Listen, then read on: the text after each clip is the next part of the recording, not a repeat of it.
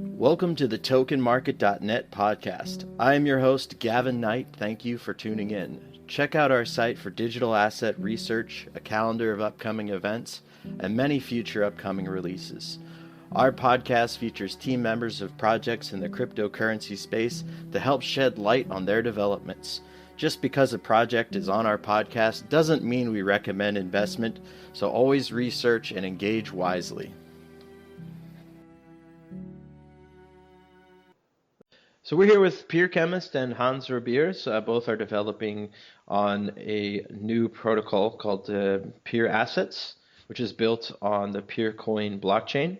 And most of you have heard of Peercoin. It's been around for a long time, but obviously there's still some active development. And if you want to get involved, there's Telegram and Slack, and so there's still people working on this coin.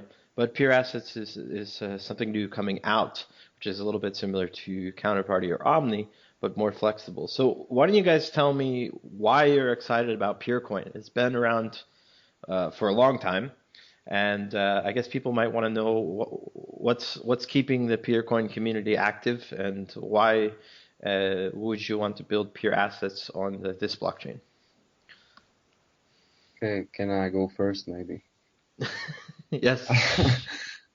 So I have actually started my entire exploration about cryptocurrencies in general with Peercoin, and I have stayed with Peercoin because I still didn't find a better blockchain network, because it's, in my opinion, it's the only sustainable blockchain network. It's the only one that can survive the test of the time. And why would you say it's more sustainable than other blockchains for our listeners that might be unfamiliar with how Peercoin works?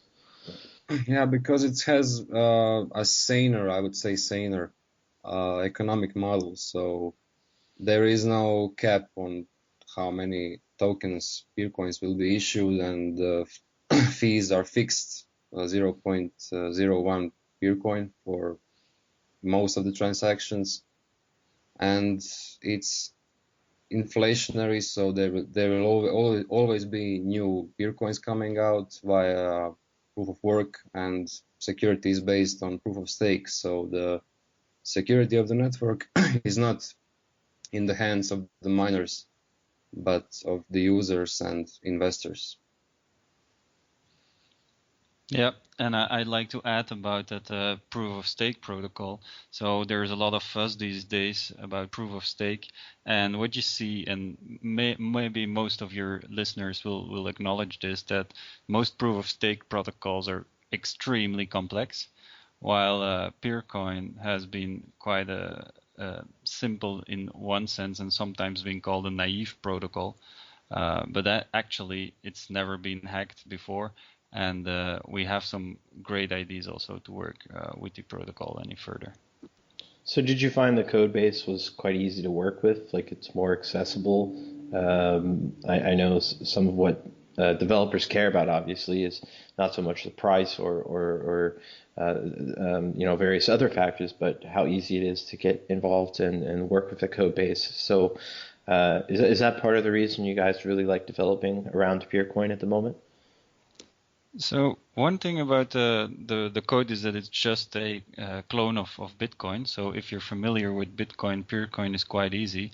And one of the great things for PeerAssets, to go there, is that when you're developing something on top of the Peercoin blockchain, you're actually making it compatible with all the other Bitcoin clones. So that's one of the great things about it. Yeah, so I wanted to give a little intro about Peercoin, but obviously we're here to talk about PeerAssets, which is what you're working on. And for our listeners, this is a little bit different of a podcast. This isn't an ICO. We're learning about a new technology, but they're giving this away for free. So I think that's very interesting and noble of you. So why don't you tell us about PeerAssets, where you came up with sort of the idea, and what are the main use cases for it? So I have came up with the idea, I think last March or last April, last year, 2016. So basically, I have realized that blockchain is just a public record, and you can write messages for everybody to see. So if everybody can see first message and then you reference that message in the second message, then somebody can, I don't know how to explain it, he can assemble the proof of timeline of the messages.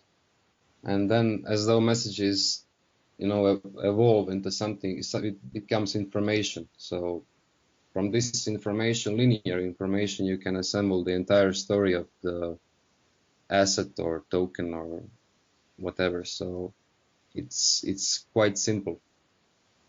Right. So what what kind of things can you do with this timeline?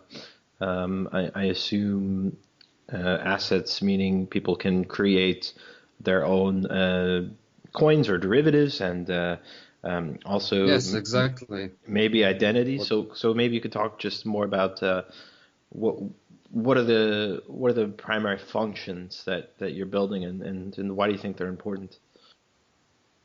Okay, the primary function would be to issue some kinds of tokens. So those tokens can be used for to use in some applications, or they can be just for fun. Like I don't know, Dogecoin can be just one token because it's just for fun.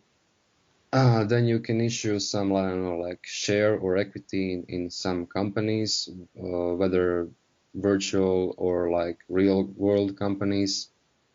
You can use it. I have recently, a few days ago, I have released a small paper describing how to use PeerAssets for like aliases and proof of identity on top of the blockchain.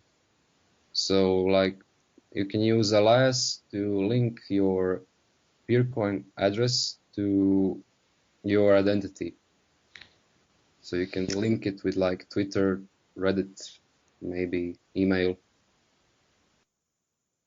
There are various use cases. Maybe I'm not like describing it the best right now, but it's basically whatever you can do with Omni or like counterparty, but with some extended features. And in the future, we plan to extend it even further to deliver like DNS functions and maybe some others. So you Yeah. mentioned before the call that it's a little bit more flexible. Maybe it's a little bit easier to develop with PureCoin. So can you talk about um, what you think is different from, say, an Omni or Counterparty? What's a little bit easier to do? Um, I know shares, equity, issuing dividends, things like this are what a lot of people want. Regulation makes it difficult to do it on centralized platforms. So, are you, since you're building this from the ground up, are you thinking more about some of these complex use cases for business? Yes, of course. This alias system with the proof of identity linking can serve as a legal framework. It can be linked with legal frameworks because it allows to comply with the recent laws like KYC, Know Your Customer, and AML, anti-money laundering. So by issuing assets, you can link the assets to actual persons, actual humans handling the address.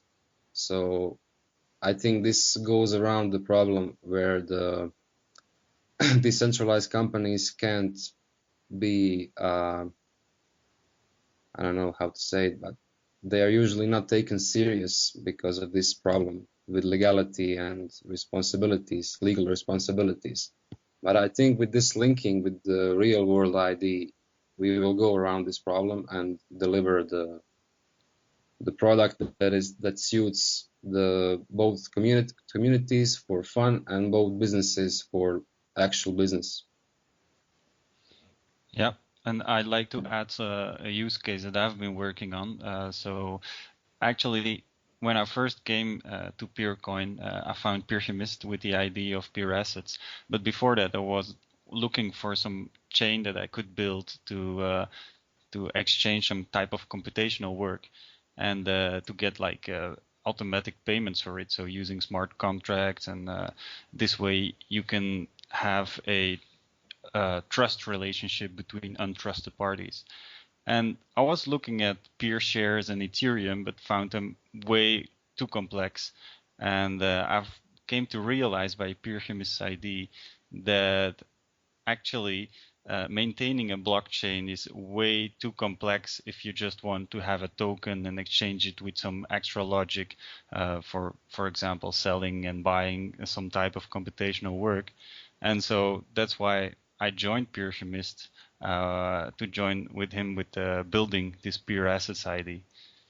So that's how I joined this. And so the ideas are way farther than just simple tokens and simple applications. We want really to have some kind of smart contracts. But as most of you might know, Bitcoin is actually the first to implement smart contracts and not Ethereum. So actually programmable money, that's what this is all about, and creating trust between untrusted parties. Yeah, absolutely. Some of the like multi-sig, BIP32, some of these things are essentially smart contracts, but I'll roll this into PeerAssets directly without going on too long. Part of the issue is seen is security, right? With over complexity, it's not always just the strain that it takes to run the network, but also that there's only a few people that really understand it, and the way the code is created and stuff, it opens up certain security vulnerabilities. So do you think part of what PeerAssets is about is focusing on the simplest approach because the security risks really have hurt certain projects, and it's unnecessary to expose your project to that when you can build with a tried and true system that relies on specific built-in functions rather than creating all of those functions yourself. So that was a long way of saying, what is your thought on security? We've had the DAO, we've had the various things with Ethereum and other smart contracts. Do you think PeerAssets has an advantage because of the way that it's crafted? Yes, we are using technology that was made by Satoshi in 2009, and we are basing it on the blockchain that is running for 5 years on proof of stake Peercoin blockchain. So these things are tested. So we are on the tested platform, and the PeerAssets protocol is so simple that you can basically just go on the block explorer and use a paper to assemble the proof of timeline. So it's so simple that we will, on the first day when it goes live, we will have 3 implementations of the protocol. It is so simple. Yeah, so one issue that we see with Ethereum, Omni, Counterparty is the UI. Some of them are doing it good, some of them are doing it well, some of them are not. So how do you see people interacting with PeerAssets? I assume command line will be limiting. So do you have any plans for building a web wallet or a wallet that would integrate this? Maybe Peercoin itself will help. And how do you see people creating their assets and interacting with those things who aren't developers? Well, Hans, you can tell him about the PeerKeeper prototype wallet, maybe. Yeah, so actually I've been working on a web wallet. So in early development phase, there is a demo online that you can find on the GitHub page, but it's not functional yet because we were missing some kind of block explorer functionality for our testnet. So I've been mainly focusing now on PeerAssets and the block explorer. But we have a web wallet that will run on any device. So it's HTML, JavaScript based. We're using also the libraries from Bitcore. So I think it was BitPay, the creator of it. So we're actually using all Trident technology. Now, we're still working a bit there on the usability, but the idea is that we can integrate with plugins so that if you have just a standard token, which doesn't do anything special, so you're exchanging your token, you're trading it, and all these kind of things, you can use a built-in functionality in the wallet. If you're making something more exotic, then you need to know what you're doing, and you can build a plugin for that system where users can just log in with their PeerKeeper ID and their password, and then start exchanging those tokens. And the idea there is also to be a bit chain agnostic and being able, so that's one of the ideas that we can move also the assets between different blockchains in the end. Yeah, we'll get to that, and I think that's an important point. You mentioned, as we were talking before the call, about some existing solutions require you to run a full node.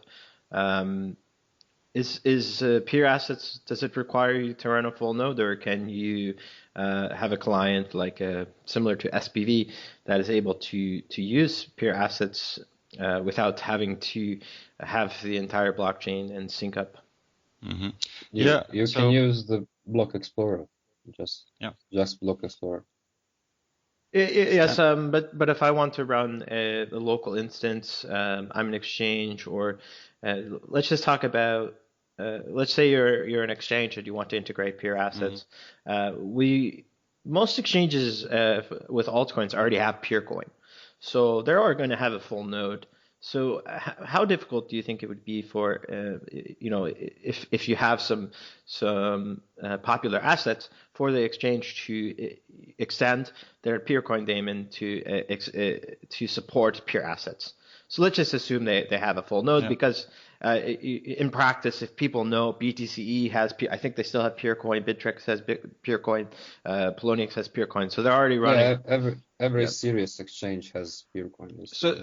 So part of the thing I see as token market is exchange integration. So if we do an asset for somebody, or somebody's going to create one, they want to get it in a fluid manner. So most of these exchanges already have PeerCoin in. So what is the complexity like? And I'm reiterating here, for them to support an asset, how much extra work will this exchange have to do? So basically, they will. Yeah, okay. Hans, you can. You can actually just use the regular PeerCoin daemon. So we've created a concept for PeerAssets, which is called pay to tag hash, which is a special way of tagging blockchain transactions. It's quite simple. You can find the paper on our GitHub page. And what this allows you to do is to use the standard RPC commands on the PeerCoin daemon, so that you can list all the assets, and you can easily find all the asset transactions without having to parse through all the up return data transactions. So what this means is that an exchange can just run it on top of the standard node, and if you want to have a fully functional web wallet that can exchange everything, you can then just connect to a standard block explorer, because for running a web wallet you need a bit more than just the RPC. But for just listing the assets and listing them on your exchange, you can just use the standard RPC. Maybe we should explain it like each PeerAssets card deck is a separate entity. So if you're interested in something, you can just list them all and have a catalog of all the assets. And then you just need to subscribe to each individual asset, and then you can list all the transactions referring to this deck. So I think obviously people are bootstrapping on existing blockchains, right? So this is a big advantage. So Ethereum, we see a lot of tokens up and coming, and they haven't all been integrated, but the exchanges have Ethereum, so they're able to easily adapt. And Bitcoin, there's Omni counterparties, so exchanges have Bitcoin, that's easy to adapt, and exchanges have PeerCoin. So I see that as a big question that people have. Okay, well, if I build on PeerCoin, is any exchange going to list it? Well, yes, they have. I mean, the simplest answer, and you guys gave it, was they have PeerCoin. It's relatively easy, and like it is with Omni counterparty, once you sort of have the basics in place, you can add or remove whatever any asset that is compatible. So it's basically just choosing as an exchange. And another thing I think is when someone looks at functionality and cost. So it sounds like the transaction cost can be cheaper. Maybe the transactions are faster, and so if you're looking for straight functionality, it doesn't really matter which blockchain you're on, as long as, like I said, the integration is fluid. So I could see people just using PeerAssets for their projects because it has the functionality they need. And really, the blockchain has been proven secure, and it's still there on the exchanges. So I think, am I right in saying that it would be cheaper in transaction costs and maybe faster than what Bitcoin would offer? Not necessarily. It depends on the price of the peer coin. If the transaction fee is fixed to 1 cent of the peer coin, then like now peer coin is like 20 something cents, so it's quite cheap. But if peer coin goes over like, I don't know, maybe $5 or $6, then it becomes more. You will feel it if you burn through I don't know, like 1,000 transactions per day. But the good thing is it's you can always expect the fee to be the same, basically the same. So you can calculate how much of peer coins you need for next 1,000 transactions. You don't have to monitor the current exchange rate or you know how Bitcoin miners, they have their own market for the transaction fees. You don't have to monitor that. Yeah, I mean, I kind of moved away from the block size debate, but I have had wallets. I send the fees changing day to day. I send, and then it's like 25 blocks, or it takes Yeah. takes forever. So it's something you have to continually adjust. But there is an RPC call for flexible fees. But in this case, if you have a peer asset and you're issuing dividends or things, you could calculate your projected amount, and then you could just buy peer coin for that month, right? Yeah. So Yeah. if you project to have 1,000 transactions, you have 100 people with dividends and 10 dividends a month, then you can just budget it, right? Whereas with Bitcoin, you don't know, right? So Yeah. Yeah. it's kind of like with a business with stock, right? In the sense, like if you're selling T-shirts, you want to have the amount in stock that you're going to use. So it's a sunk cost. So I see this as a big advantage Yep. in an enterprise where you can load up your PeerCoin wallet. So I have a few more questions along this line. So obviously with Ethereum, people are talking about smart contracts and all of these things. How automated can I make the dividends and these things with PeerAssets? Like, what in terms of smart contracts, how much can a company do that without having manually submit transactions? Well, honestly, we didn't get started with smart contracts yet. We are still focused on the core protocol. Right. So basically, and this is fine. I think a lot of the counterparty and Omni have support for dividends, but you as a company have to issue them. So kind of what you see is there might be a centralized and decentralized component. So maybe a company is calculating dividends and they can just do a simple recipe for issuing the dividends. Yeah, that is how I imagine it for the start. Yeah, I think it's probably the ideal way. So let me give you more time to talk here. Why don't you talk about how this could be compatible with other chains and how you see, then this is sort of a big pitch that Ethereum and Bitcoin and everyone has is how would you do swaps between chains? So Well, if you wanna, with the new upcoming opcodes on Bitcoin, you'll be able to do these atomic cross-chain transactions. that's the main way we envision changing or exchanging tokens between different blockchains. So it's actually using the script system of Peercoin and another one like Bitcoin or Litecoin or Dogecoin or I don't know any of these ones.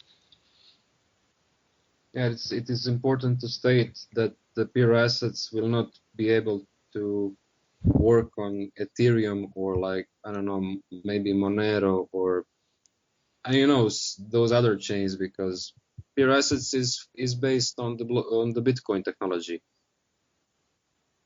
Right. I think, and since you guys are doing an ICO and this is an interesting technology, I can give a reference for token markets clients. We try to look at the needs and drill down to the protocol that has the least complexity for the solution they need. So in this case, when you're working with something that is compatible with many secure chains, then you should consider for your project how much complexity do we need. Should I go with Ethereum, which doesn't really have an asset protocol, so create that from scratch and create the issuance? This is interesting for some projects, but other ones, many that I've talked to, they want to do logistics. They want to have a decentralized register of products and be able to sell them and things. So I think it is important to drill down to the solution that will meet your needs, because as you add that extra complexity, your business has more overhead in development and security and things like that. So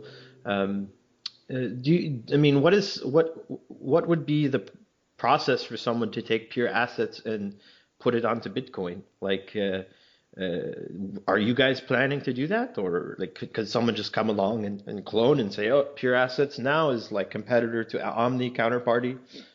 Like what? I understand what you're saying, but how much modification will it take? Basically nothing. Basically, you have to implement the fee logic, and you have to use different different parameters of assembling the raw transactions, and that's it. Right. So are you guys planning to do that? I mean, why not, if once you get to a point, why not just sort of bootstrap onto these other chains? Is this something Well, you want to do, or are you looking for people that are, hey, it's free, it's there is no copyright or maybe some other projects. So you're inviting people to do this essentially, or is it something you want to do? well, we will probably do it, but it's not on our roadmap yet because we are really focused on the Peercoin. Oh, of course. So the nice thing about developing on Peercoin, and that's a great thing because we're all doing this for free.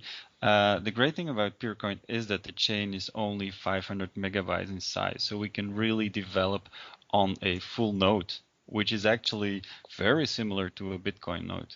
So this is quite nice to work with. So you can debug your Peercoin node while you're doing some stuff, and it's much lighter to execute, and which makes it really nice to develop again. So the vision is there to do cross-chain transaction and all these kind of things, but while we're still developing the protocol, it's quite nice to work with Peercoin.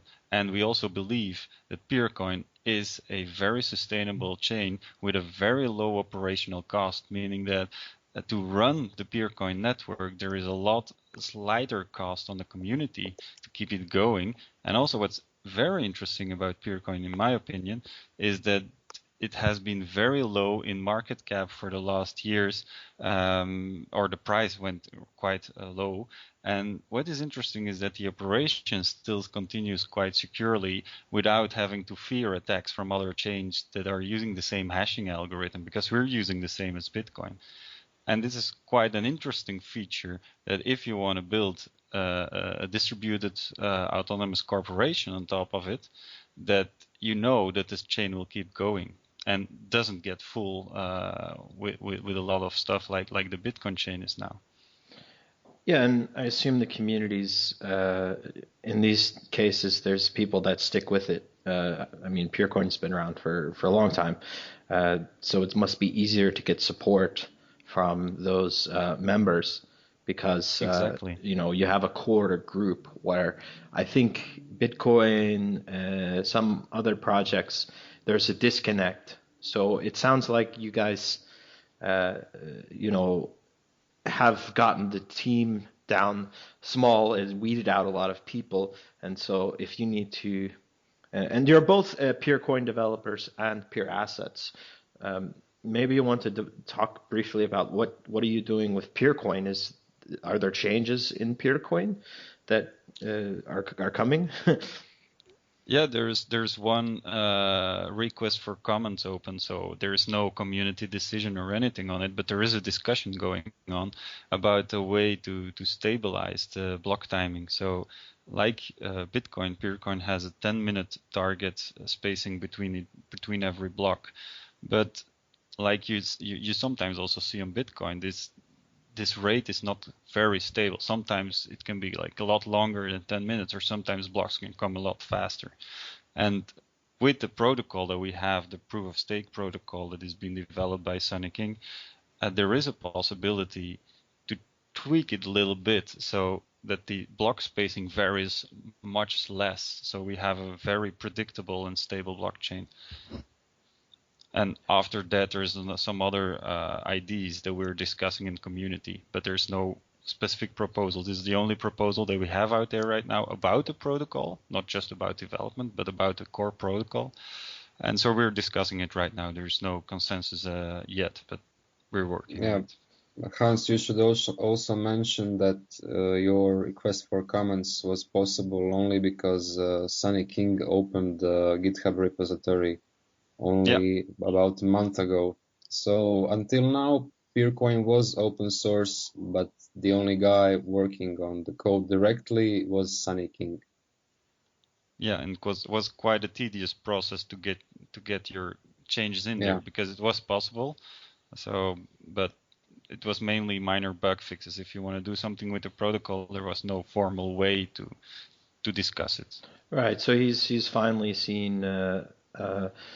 Well, he's finally come around and opened up a little bit to some more maintainer level people. So why don't you guys quickly talk about your roadmap? When will PeerAssets be ready, do you think? Well, we are quite decentralized, even though we are just two. So Hans is working on his stuff and I'm working on my stuff, and it's coming up. I don't know, it's branching and then it's again merging and then it's again branching and then again merging. So Hans is now working on this block explorer. It's specialized for the PeerCoin and PeerAssets, and it will also be a backbone for his web wallet. So that is his stuff now, and in parallel, I'm working on the Python implementation and the Python terminal console line interface to the PeerAssets.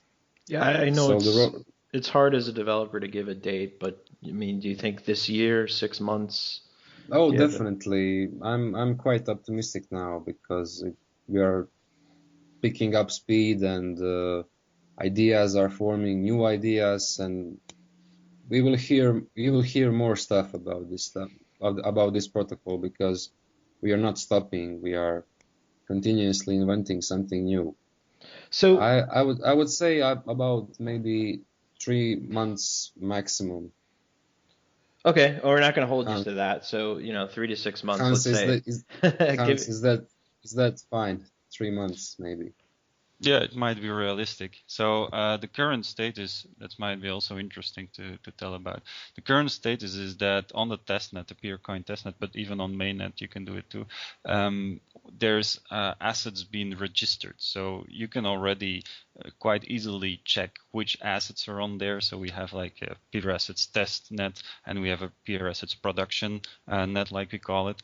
And you can see the assets that have been registered on there, and you can list them. So the things we're working on right now is so the protocol is already specified how to do things, but we're now working on writing all the test cases to test how assets are being transferred and issued. Yeah, so this podcast is a lot about, opening people up to something new that's going on, and I assume you're looking for people that are excited. So why don't you let people know how they can get involved? Um, if you're looking for developers, and what are the best ways to communicate with the team, and maybe where they can check the code and other things. Yeah, we are fully open to any kind of collaboration, and every help is required and desired. We are located mostly at peercoin.chat. It's the official Peercoin chat group, and we have the PeerAssets channel in there. And our GitHub is github.com/PeerAssets.